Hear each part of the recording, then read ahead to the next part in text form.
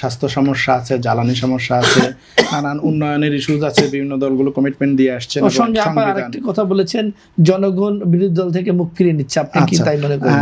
তো আপা ওই যে বলছেন যে এখন আমাদের কথা বলা দরকার উন্নয়ন বা স্বাস্থ্য সমস্যা, জ্বালানি সমস্যা এগুলো নিয়ে, কিন্তু আমরা সংস্কারের পক্ষে কেন কথা বলছে বিরোধী দলগুলো? দেখেন, না অসুবিধা নাই। তো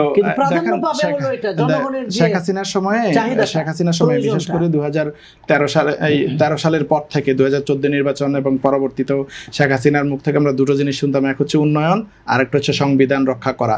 এবং 14 সালে নির্বাচনে এককভাবে নির্বাচন করলো, বলে এটা সংবিধান রক্ষা নির্বাচন, ক্যাটাকার গভর্নমেন্ট বাতিল করে দিয়ে নিজেই নতুন সংবিধান বানিয়ে। পরবর্তীতেও বারবার এক কথাই আসছে, সংবিধান রক্ষা করতে হবে, সংবিধান অনুযায়ী চলতে হবে।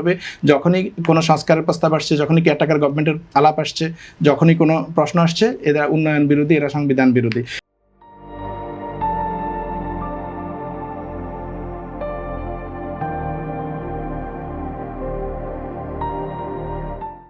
আমরা যদি আবার সেই পথে যাই যে আমাদের সংবিধান সংস্কার বা আমাদের যেই জুলাইয়ের যে আকাঙ্ক্ষা সেগুলো বাস্তবায়নের পরিবর্তে আমরা যদি উন্নয়ন আর সংবিধান দেখাই, সেম জিনিস হবে।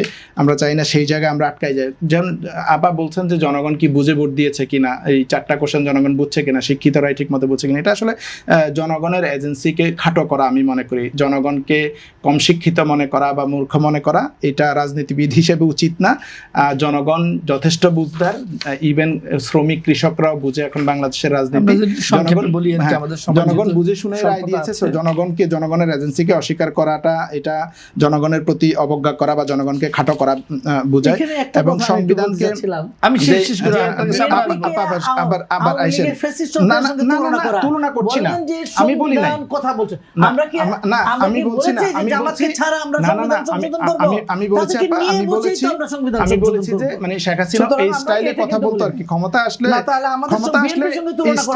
না, আমি বলি নাই বিএনপি ফেসিস্ট, এটা বলি নাই। বিএনপি ফেসিস্ট হবে কেন? বিএনপি, আমি বলছি যে শেখ হাসিনা এই টোনে কথা বলতো সংবিধান এবং অধিকারের প্রশ্নে। এখন দেখেন, আমরা যখন আমরা বিরোধী দলকে যে ওনার বাড়ি পর্যন্ত গিয়েছে, যে অধ্যাদেশগুলো আলোচনায় আসছে, অধ্যাদেশগুলো দীর্ঘ 1.5 বছরের মতো সময় ধরে ঐক্যমত্য কমিশনে আলাপ আলোচনা হয়েছে, দীর্ঘ গবেষণা পর্যালোচনা মতামত দিয়েই আলোচনা আসছে। ব্যাপারটা এরকম না যে আমাদের এগুলো পর্যালোচনা ছাড়া হঠাৎ করে কেউ অধ্যাদেশগুলো নাজিল করেছে, এরকম হয় নাই। এখন জনগণ 70% ভোট দিয়ে, জনগণ বিএনপিকে 2/3 মেজরিটি দিয়েছে, 70% জনগণ কিন্তু গণভোটের পক্ষে রায় দিয়েছে। তো 70% জনগণ যেখানে প্রত্যক্ষ রায় দিয়েছে যে এই সংস্কারগুলো আমরা চাই, এটার পরে আর কোনো কথা থাকতে পারে না। এটার পরে এখন যদি আমি এসে বলি যে না, জনগণ বুঝে ভোট দেয় নাই বা এটা আরো পর্যালোচনা করা লাগবে, তাহলে এটা জনগণের এজেন্সিকে খাটো করা। আর যদি আমরা সংবিধানে এখনকার সংবিধান অনুযায়ী ওই যে শেখ মুজিবের ছবিটা নিয়ে রাখাও কিন্তু সংবিধানের মধ্যে এখন আছে, কিন্তু আমরা তো ওটা মানতেছি না। কারণ সংবিধানের এখন যেটা আমার ভালো লাগে এটা মানবো, বলবো। সংবিধানের বাইরে চলে যাওয়া যাবে না।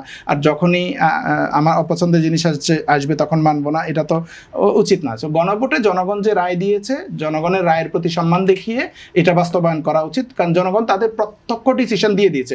জনগণ যেটা প্রত্যক্ষ ডিসিশন দিতে পারে না, সেটার জন্য তারা তাদের প্রতিনিধি পাঠায়। প্রশ্নের উত্তরটা দিতে, জনগণ যেটা প্রত্যক্ষ রায় দিতে পারে না, সেটার জন্য তাদের নির্বাচিত প্রতিনিধিরা পরোক্ষভাবে যাদেরকে পাঠায় তারা করবে সংসদে। কিন্তু যেটা জনগণ প্রত্যক্ষ রায় দিয়ে দিয়েছে, এটা তো জনগণের সরাসরি, জনগণই দেশের মালিক এবং জনগণই বলছে আমরা এই সংস্কারগুলো চাই, গণভোটে আমরা হ্যাঁ দিলাম, তাহলে এটা বাস্তবায়ন না করার কোনো কারণ নাই।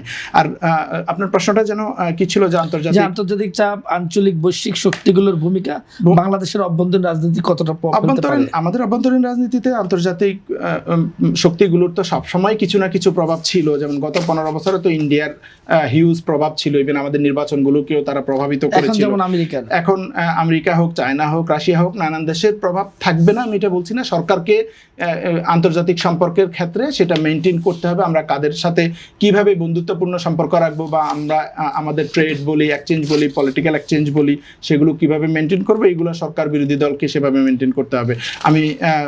আমরা দেশবাসী হিসেবে, নাগরিক হিসেবে চাইবো না যে আমাদের অভ্যন্তরীণ পলিটিক্সের উপরে বহির্বিশ্বের কোনো প্রভাব তৈরি হোক। এবং এটা যদি এমন হয় যে ইন্ডিয়ার কোনো প্রভাব তৈরি হচ্ছে, কেউ যেটা বলতেছে যে নির্বাচনে ইন্ডিয়ার কিছু প্রভাব থাকতে পারে বিভিন্ন সংস্থার মাধ্যমে, ডিপ স্টেটের মাধ্যমে, সেগুলো যেন না থাকে, এটাই বরং আমাদের প্রত্যাশা থাকবে। তবে একবারে থাকবে না সেটা আমি মনে করতেছি না, থাকতে পারে।